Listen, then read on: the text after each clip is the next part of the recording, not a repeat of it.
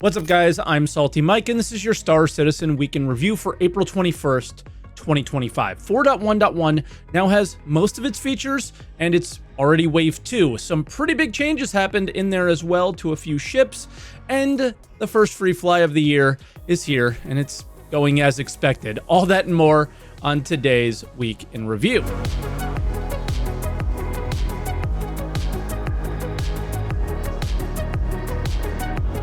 And as always, if this is your first week in review, this is where I take all of the official Star Citizen news each week, put it into one video, and share some of my opinions about it. I also live stream on Twitch, twitch.tv/SaltEMike. Stop by and say hi if you haven't yet. I really enjoy seeing you guys over here. But with that said, we have a lot to get through.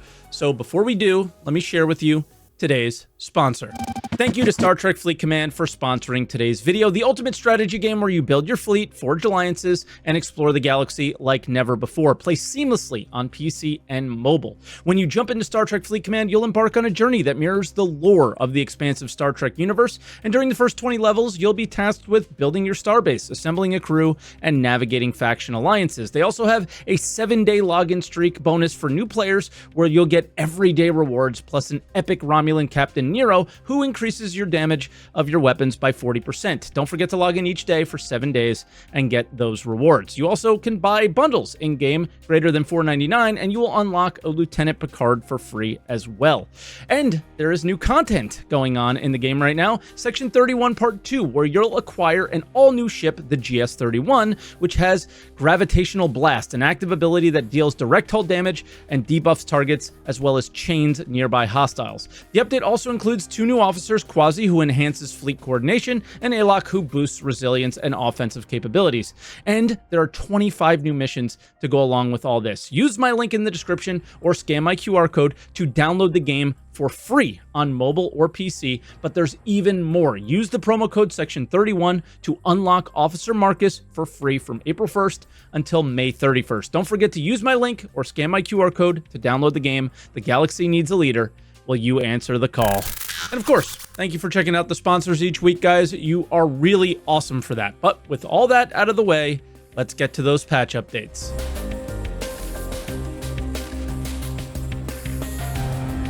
All right, we'll start out on Tuesday, where we had an Evo patch that eventually turned to Wave 1. This is the update that basically tells you, outside of whatever the event that they might be doing, a redacted mission that they mentioned in the roadmap, this is what 4.1 is, or 4.1.1 is going to be all about. And they start out with their focus: asteroid cluster, mining bases, and ship combat missions. Just think RABs from Pyro, but here in Stanton, but without any internal collision or any place to go inside these bases. Patrol missions now are the first missions that we're going to focus on. You can get legal ones from Foxwell. For some reason, I had to do a ground mission as an intro to unlock these. Don't know if that was your experiences, a mistake, a bug that I had, I don't know. And then they just have you QT around and you have random encounters. It could be protect this ship, or kill quest, or investigate a satellite, or nothing. Just random things that you've seen in other missions throughout your time. They also have headhunter missions, but sadly, in my experience, these are the exact same missions. Only difference here is that the NPC talking to you sounds slightly different, not even mean or evil or piratey or anything, and I didn't even get a crime stat for these. Ambush missions are next. You basically have to hide in a spot that artificially has a really high signature that covers yours, and you have to wait for your target to show. If you attack the wrong target, you fail the mission. These also have Foxwell and Headhunters versions. Now, there's a lot more to this in the mission description, because they mention script. And what is that? I tried for days to get that footage for you guys and show it to you, but I'm dealing with some insanely weird bug. Let me know if you guys are also experiencing this. I cannot progress past the yellow missions, which are the entry-level ones. You can get orange and red, but orange and red missions have a higher chance to see these things called ace pilots that drop a helmet that Wicklow wants, as well as dropping script that can be turned in for Wicklow favor. Now, script should also be sent to your home location after completing certain missions, but that does not seem to be working yet as well. So let me know what your experiences are on those. Mine has been horrible. I'm really annoyed that I'm not able to show you any footage on this. I did like 30 or 40 missions. It's been insane. Now, advanced combat training it's the ghillie missions that we talked about last week. You go through various missions with different events thrown at you with some voice lines. But the feedback that I have, and many others have as well, is the voice lines need some work because they're meant to teach you and they're not teaching you that much. Then for ships, the Argo Raft was really changed, and it went from 96 SEU to 192, and it puts it in a really nice area similar to the Starlancer Max, but more functional. Is good for mission running as well as moving cargo after refinery jobs, perhaps. Then the Valkyrie continues to get a ton of love, where they increased its joint health and overall health and even its maneuverability. And I don't own one, and I have not seen this, but apparently the Herald is now a missile boat. Let me know in the comments about that one. For FPS, they made the Karna even harder to handle, but I think in a good player's hands, it'll be fine, and its sniper mode is more in line with the rest of the snipers. The Gallant got a nice buff in damage, and it will likely see a lot of action in the PU and Arena Commander, although I'm still seeing a ton of P8s in Arena Commander. And this is the big one. They removed the second utility slot on your armor and made the Pyramid gun a pistol. So it only goes in the pistol slot. So now you have to choose between a gun or an arguably overpowered healing item. More on this in the other updates section. And lastly, for the bugs, they have over 100 fixes in, but in early testing, some of the bigger ones do seem fixed, and I can eat and drink normally again. Mining nodes seem to be working, and the Hathor laser is firing. But this is the PTU. Nobody plays the PTU, so no way to tell if any of this is going to stick. And with that, that was what was official. And something snuck in that a few people noticed, but it's pretty epic. For mining, you can now mine directly from mining bags. And at the refinery deck, you have the option to refine directly from the station. This will include any of the bags stored at said station. At this time, they still snap incorrectly, and the bags are consumed after being refined from. But for groups that like to pool resources, think Wicklow turn-ins, this is pretty useful. And you can also store the refined materials directly in the station as well, instead of requiring them to be moved to a ship like in the previous system. Then Wednesday, this was a big maintenance day and a hotfix. They started with, I think, 6 hours of live maintenance, and there is a free fly coming up the next day. So it was both to apply some hotfixes as well as to probably change some things around in preparation for the flood of players. On live, I was able to carry items properly for the first time, and mining does seem to have its node issue resolved as well.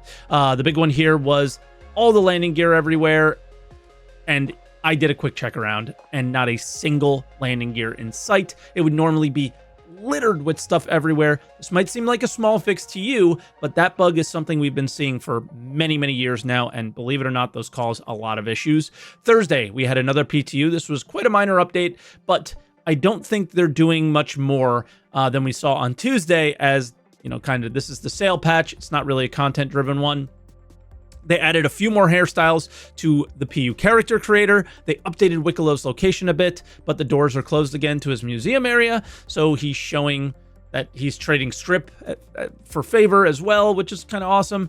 And just dialed in the ship combat missions a bit. For bugs, one of the bigger ones for me made it, combining with Tuesday's refining changes. They also allow for the bags to snap properly to the freight elevator and cargo grids. The grid must be 3 high, as the bags are just above 2 SCU in height, which they probably should adjust because they're like this much above 2 SCU, but this will make a group play a little easier. More stuff is ready for the future of mining. I would just like to fast forward to that future. Now, Thursday started a free fly, and this will go on until the 28th of April, and I have to say I've avoided live mostly and just stayed on the PTU. When I went to record footage, I couldn't even call a ship, so nothing has changed really. They just took some time off from doing free flies.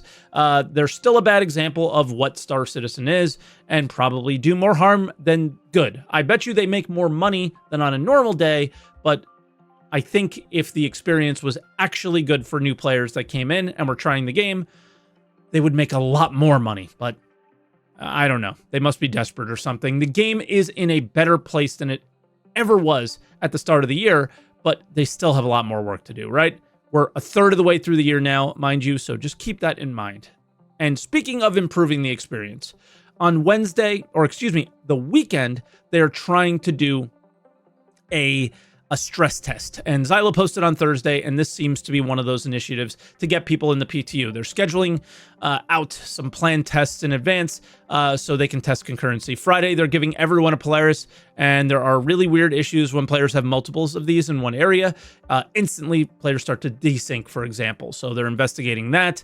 Not sure how that went because Friday, Saturday, and Sunday when I'm recording this, it's a holiday, so we're kind of doing things outside of the computer. Saturday is testing with ship combat missions, and which everyone that is going to play the PTU likely already has done. So I don't think this one's going to be very busy. And then Sunday for a line in mind, and hopefully that goes well, and we'll have to see. Now, for what I think about this, they're opening things up to just Wave 2, which will get more concurrency, but this is just focusing like some direction on the weekend. But if you actually want to stress test something, why are you limiting to testing players who pay either $10 or more a month for the game, or spent $20,000 on your game, or people that are going to test anyway because they already have been? Open it up to everyone over the weekend if you're actually interested in stress testing before people get bored. This is always their problem, and they never change on this. I don't understand. So with that, let's go into video updates.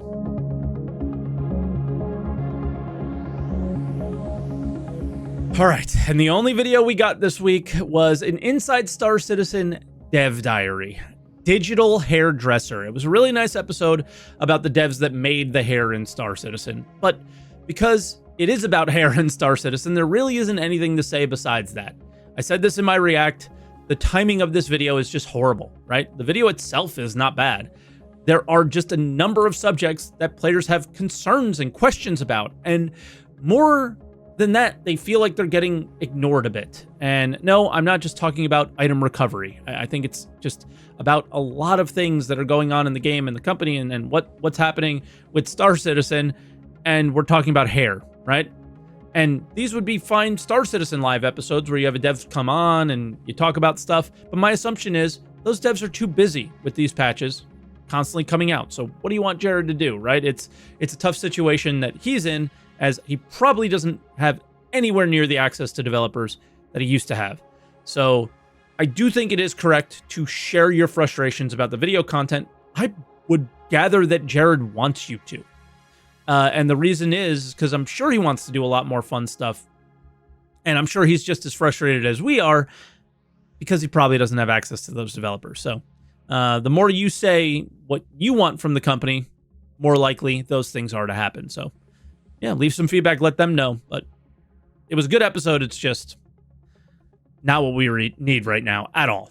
With that, let's go to other updates.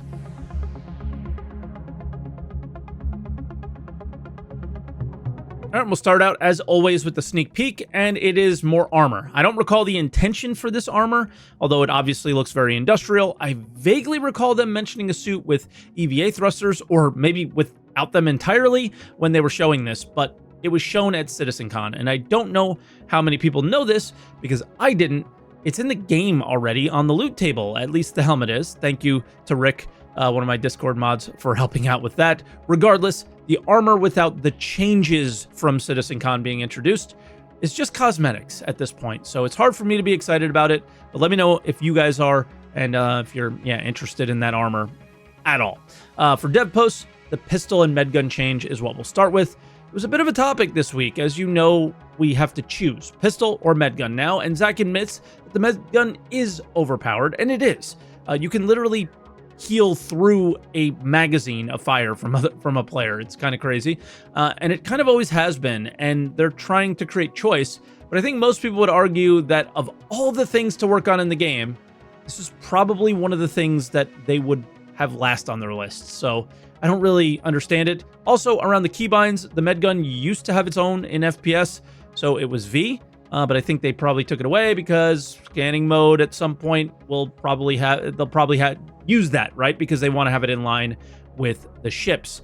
Then planet lore. The lore team responded to questions about changing the lore around planets. It's obvious that the game has changed significantly, so the idea of barren planets nobody wants to visit isn't as fun, and we have so much freedom we can kind of go wherever we want, but they aren't against the idea. And personally, I don't think it should be, because it's super unrealistic that every single body can support human life existing on it. Maybe not living on it without a suit or something, but existing, that's kind of crazy. Pressure, things like that. It makes no sense, right? So it's just kind of weird. The MSR is going to get an update. I had to go to Reddit to find this one. There's some speculation around the MSR, like it having a big update, but CIG popped in to let us know that the ship will have a very small update. It will just be given interior storage at some point during the .1 PTU. And then Spring Celebration, this is your standard CIG sale nowadays, selling armor under the guise that they're for careers or something, paints for some ships, and no event or anything. Just, yeah, a store thing. So if that's your thing, rock and roll. And weird though, at the bottom of this, there was an ad for HCS VoIP voice packs. An ad under an ad from CIG. Things are getting weird. And with that, that was your week in review. Thank you so much for watching. Leave a like if you enjoyed the video. Comment on anything that we discussed today. And subscribe if you are really enjoying weeks in review and want to keep watching them. So with that, thank you so much for watching, and I will catch you guys next week.